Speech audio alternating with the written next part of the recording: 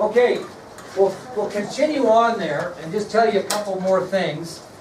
For the first time in American history, presidential candidates are going to face each other in televised debates, okay, on television. It'll be the first time ever, okay? Now, they have scheduled between Nixon and Kennedy 4 one-hour debates. 4 one-hour debates. And this is going to take place in different areas across the country. The one I'm going to emphasize of the 4 that got the most publicity happened on September 26th of 1960. September 26th of 1960. And it happened in Chicago. So the most popular of the 4 debates between Vice President Richard Nixon and Senator John F. Kennedy occurred on September 26, 1960 in Chicago, and they estimated that over 70 million people watched this on television or listened to it on the radio, because that was still an option. So 70 million people either watched it on television or heard it on the radio. You know, people, sometimes you couldn't afford a TV. How'd you watch TV sometimes, especially on something like this? You'd go out in the streets, and as the TV appliance store was there, they had their TVs on. People watched them all the time because they couldn't afford their own. Now, in a debate, now I want to preface this by saying, if you watch this debate, and I am going to show you footage on this debate tomorrow, you would think these guys are pansies, as nice as they are, so to speak, to each other. Compared to what you see today, it's just brutal. Just brutal. So this isn't, you're going to look at this tomorrow and go, no, this isn't so bad. Well, it probably shouldn't be so bad. It shouldn't be like it is today. But anyway, obviously in a debate, each candidate is going to accuse the other of something. They're going to look at their deficiencies and say, well, I wouldn't vote for Navy because, you know, she's on the golf team instead of the cross-country team, or whatever. You know what I mean? You can use a lot of deficiencies on people, and you can criticize them for reasons that don't make any sense, just like that comparison. Well, let's see if Kennedy makes any sense, because this is what he's going to say in the debates against Vice President Nixon. Okay? Now, what would be Kennedy's biggest criticism of Nixon since he was vice president during the Eisenhower administration? Stand Patterson. Very good. Standing still, not doing anything. Okay? And he's going to pick specific issues or specific areas that he says Nixon didn't do anything. In other words, Nixon didn't do anything bad, but he didn't do anything good. He just didn't do anything.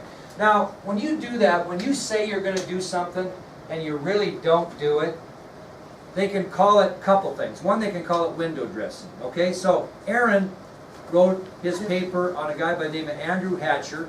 He was associate press secretary to Pierre Salinger. Anybody do Pierre Salinger in here? I think Caitlin Cottrell did him in the other class. Well, anyway, so he's associate, the assistant press secretary. How many press secretaries do you need? Really? Probably one. Maybe if the guy's gone, he can step in, right? Well, what was the significance of Andrew Hatcher? He was African American, so what Kennedy did is he did a little bit of window dressing by putting an African American in as associate press secretary, when really the guy probably didn't do too much. Okay? Another way you can term that is giving lip service to something. Saying you're doing something, but you're really not. It looks good. It looks like you're doing it, but you're really not. You know, everybody gets involved in that. Schools can get involved in that. School might implement a program just to say they do it when they really don't commit to it, you know what I'm saying? And that's lip service. Well, yeah, oh yeah, we're doing this. Take a look at what we're doing, when really what they're doing maybe isn't working. But people assume it is. Well, what Kennedy did is he stood up during the debate and he said that Vice President Nixon was giving lip service to these 4 issues. First one might surprise you. Increasing the minimum wage. In other words, he was saying you're giving lip service to that. You say you're doing it, but you're really not. Did the Eisenhower administration increase the minimum wage? Yeah. Yes, but when? Towards the beginning. Okay, so his point was, yeah, you went ahead and followed on the coattails of Harry Truman, but then you didn't do anything for 7 years. That would be kind of what he would say. Okay? Kennedy also accused Nixon of giving lip service to expanding school construction. In other words, not building new schools, not improving schools that needed improvement. Did he do that? Early in the administration. Okay? He also accused him of giving lip service to the issue of education. We weren't competing with the Soviet Union. we got to get better in science and math. You just gave lip service to that. Is that true? The Eisenhower administration did do what? As far as that goes. Gave low interest loans for people who wanted to go in those areas, right? But he's saying he didn't do enough. What's the vice president's role in American history? Some people think it's like falling off the face here. So he's not giving any credit to Nixon. If there's any credit to be given, who's he going to give it to? Eisenhower, right? But anyway, he's on Nixon about all this. And the fourth thing is probably the most important, and I think was very legitimate, is he really criticized Nixon for giving lip service to the issue of medical care for the elderly. Medical care for the elderly. That's a big deal. What's it called today? Medicare, right? And it actually came up during the Lyndon Johnson administration. Kennedy wanted to do that, but he was assassinated before he could get it through, and then Lyndon Johnson took over and made sure that the medical care for the elderly, or Medicare, benefits came about. So that's what Nixon was criticized by Kennedy in the debates. What could Nixon criticize Kennedy on, really? What had Kennedy ever done as far as presidential politics? Nothing. He could have, yeah, that's a good point. Hey, that's a great point. He could have gone on him about his age, but you got to remember that Nixon wasn't much older than Kennedy, so that probably wouldn't have worked. He didn't dare touch the religion thing nationally, right? But what do you know about the Kennedy family? What do you know about? They're rich. Very rich. And so what Nixon said about Kennedy is he would be a, quote, spendthrift at the expense of the taxpayer. He would be a spendthrift at the expense of the taxpayer. What's a spendthrift? Anybody know? Spend. Want, whether you can afford or not, etc. Well, the point was Nixon, and we'll talk about this later, Nixon always played the poor card with Kennedy. He's got all this money, I got no money. Hubert Humphrey did the same thing during the primary campaign. You know, I can't buy buttons and stickers anymore, we're running out of money, but Kennedy's got all kinds of money. They really hammered at Kennedy for his wealth. And basically what Nixon was saying is that this guy's used to getting whatever he wants. His dad's rich, he's rich. All he's going to do is spend money as president, and the taxpayers are going to be the ones taking care of it. He's going to be a spendthrift. I mentioned this, I think, yesterday. I'm just not being political, I'm just saying. I'm offended that President Trump has taken all these trips around and spending all this money to campaign for candidates I'm not interested in voting for. But I'm paying for that. I think he's being a bit of a spendthrift at my expense by going around and campaigning for these candidates that I'm not interested in. Now, other people might think their money's being spent very well in that issue, but I just don't. So that's basically what he's saying. And what's Trump famous for? Money. He's a rich man. Okay, he's a rich man. Now, of course, what's the question when these debates end? What's the question everybody wants? Because we're in a society that's, who won? We got to know who the winner is, man. Who's the winner? Who's the winner? Well, historians will tell you that there probably wasn't a winner. Somebody probably gained more from the great debates of the two. But I want to give you a little bit of information first. This is interesting. If you look at the studies, that the people that listened to the great debates on the radio favored who? Nixon. Nixon. Those that watched the great debates on television favored Kennedy. And I'm going to give you 6 reasons why. What's that? Because they're richer. Well, not really. Well, we'll talk about that. Okay, so listen again. It was basically stated that most people that listened to the great debates on radio favored Vice President Nixon. Those people who watched the great debates on television favored Kennedy. Now, overall, if you want to look at a winner, historians wouldn't claim a winner, but they said John Kennedy probably gained more from the great debates politically than Nixon, and I'm going to give you 6 reasons why historians believe that John Kennedy gained more politically than Nixon. Okay, and some of these are just kind of crazy. Now, Josh kind of started with the first one, but I'm going to give him more detail. Number 1, the first reason why historians believe Kennedy gained more from the debates than Nixon. Number 1, Kennedy's charm, poise, and good looks came into everyone's home during the televised debates.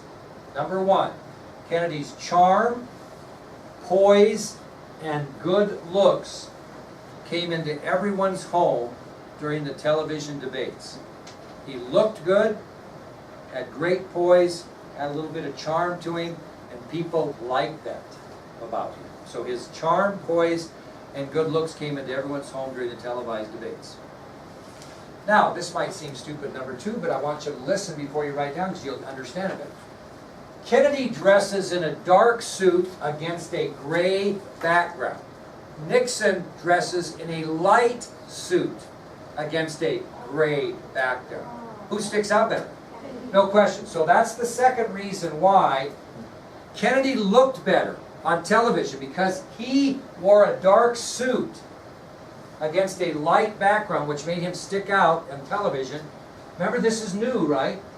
And what's that? They're black and white TV. Good point, Andy. I forgot to say it. These are black and white. We don't have color TV yet here, okay? These are black and white TV. So Kennedy wears a dark suit against a light background. Nixon wears a light suit. When you look at this video tomorrow, you'll almost think all you're seeing in a way is like Nixon's face, because his suit blends in so much. Not that, that's a little exaggerated, but you'll definitely see a difference. There's no doubt, okay? Here's another one, number 3. This was kind of interesting because this wasn't the norm then. How do you look good for, how do they prepare you for television, Charles? If you're going to be on TV, what do they want you to do? Drama people? They want you to put on makeup because it makes you look better on TV, especially color TV, but even in black and white. Well, when Kennedy was approached about wearing makeup for the television, he said, okay, I guess if that makes me look better, I'll take the advantage. Nixon was a little bit too manly for that. He didn't think he should wear makeup, so he refused makeup, whereas Kennedy accepted to wear makeup, and without question, Kennedy looked better, his appearance was better on television than Nixon. Okay? Now, what would you look if you didn't have any makeup on? How would you kind of look? Well, or, not yet, he's going to look definitely in a minute, because that's number 4. You're going to look what, a little bit? Or white, or pale, aren't you? I mean, you're not going to, your face is not going to stick out, okay? You're not going to look, you're not going to stick out as much. Now, here's number 4. This is kind of interesting. Now, I want you to listen to it again before you try to write down, it'll be better. Nixon's recovering from a staph infection. What he had done is he had bumped his knee pretty hard on the car door during the campaign, and he got an infection in his knee. Well, when you get an infection, what does your face look like? Swollen. I can't figure out what's so funny here. What's his face look like? It might be not so much swollen, but what do you look like? Well, you even look paler than you do without makeup, right? And what might be another attribute if you're not feeling well? What would you do? Well, you look tired. That's a good point. Very good. He was sweaty. So he's on camera. He has turned down makeup. He already looks pale. He's in a gray suit against a light background. And he's not feeling well, so he's even pale in comparison to what he would normally be. And you can definitely see sweat on his lips and stuff, which gives you the appearance of being what? Scared or nervous. Whereas Kennedy is, you can see him, he's got makeup on, he's not sweating, he looks like he's in control. Nixon looks like he's not. He looks actually kind of like a sickly man on national television. People are going, vote for this guy, looks pretty healthy. Vote for this guy, doesn't look too good, right? And what was the knock with Eisenhower? Health problems, right? Okay, so that's 4. I'll read it again. President Nixon was recovering from a staph infection after bumping his knee on a car door during the campaign. He was visibly pale during the debates, sweating on his face, and without makeup appeared sickly to television audiences. Okay, the 5th reason why historians believe that Kennedy gained more from the debates than Nixon is Kennedy handled the questions tremendously. Really handled the questions well, which gave critics of what the thought that they maybe were wrong.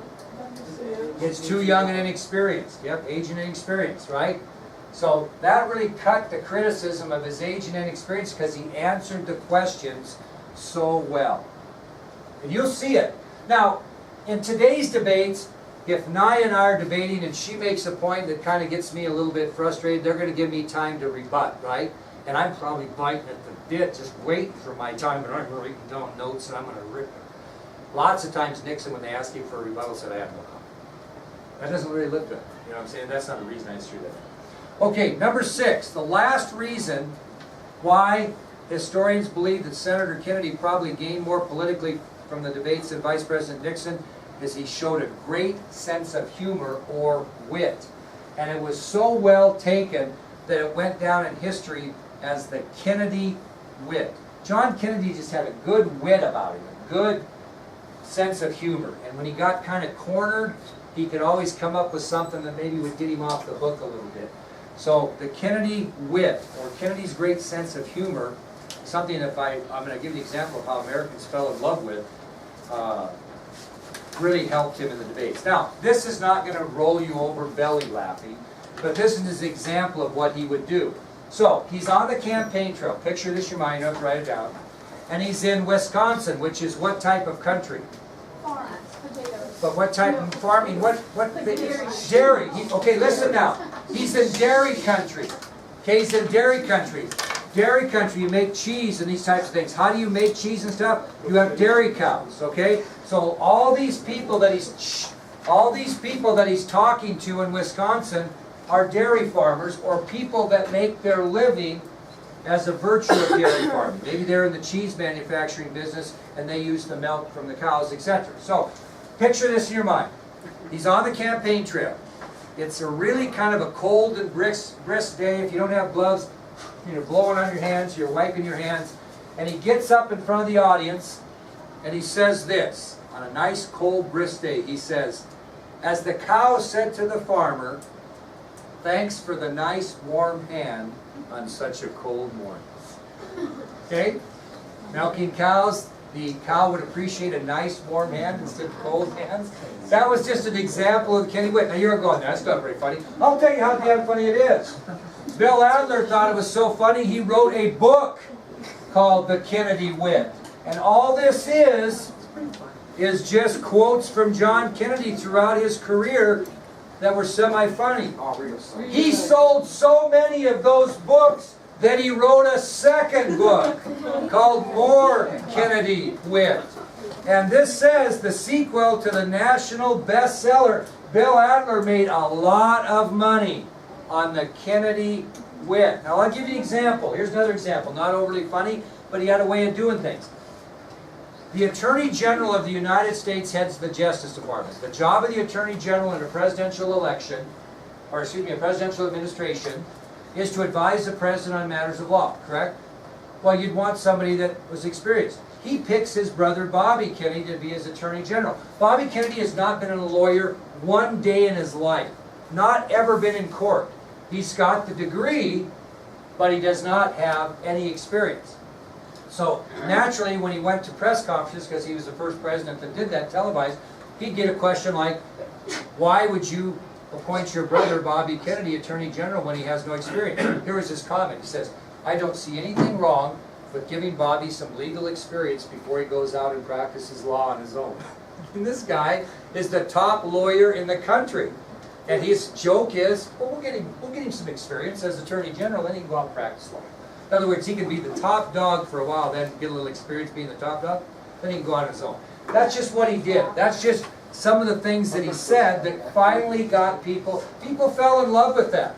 People absolutely fell in love with Kennedy. And you'll see some, I'll show you some of these press conferences where they'll ask him, he was the first one that would have weekly press conferences. They would meet in the White House, all the reporters would be there, and they would ask him good questions and stupid questions, and some of his, answers to stupid questions were very humorous, and some of those are in these books. So he was very much a user of the media, and it really helped his popularity.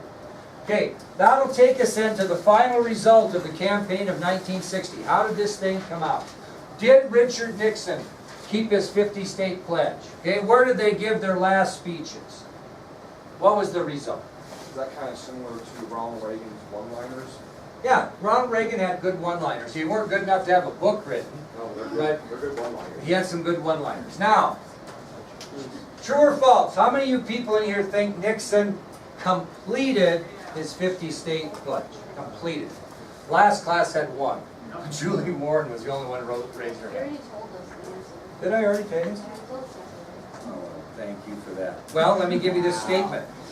Nixon ended his presidential campaign in Michigan after a grueling trip to Alaska, completing his 50-state promise. So he did hit all 50. Where did he give his last speech? Michigan, in Detroit, Michigan.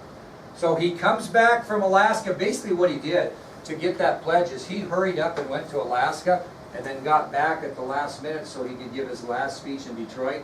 and then that's where he ended his campaign. So Kennedy is going to be a little different. Nixon traveled 65,000 miles during the campaign. He did travel 65,000 miles, and as I mentioned, he gave his final speech as a campaigner in Detroit, Michigan. Not sure why he did that, to be honest with you, because he was from California, okay? So he gave it in Detroit. Kennedy did not visit all 50 states, never promised he would, but he did travel over 100,000 miles. He traveled more than 30,000 miles more than Nixon did in his campaign, but he did not hit all 50 states. Now this guy was genius, and maybe some of you guys can figure this out because you're kind of sportsy. What professional sports team was the dynasty of the decade in the 50s and early 60s? Won NBA championship after NBA championship after Celtics. They won like 7 out of 8 or 8 out of 9. I can't remember. And what was their home court? Boston Garden. You're thinking of Madison Square Garden, maybe? Oh, Yeah, Boston Garden in Boston. So where do you think John Kennedy gives his final speech? At Boston Garden, the home of the winners. Home of the winners. That was just brilliant. Okay, so he ends his campaign by giving his final speech at Boston Garden, and he had traveled over 100,000 miles. Okay, let's talk about the result. I'll give you some statistics here. I'm going to write them down. The estimated population of the United States in November of 1960 was 180 million people. That's how many people lived in the United States at that time. Okay, 180 million. Of that 180 million, 18 million of these people were Negroes. 18 million were Negroes. Alexa?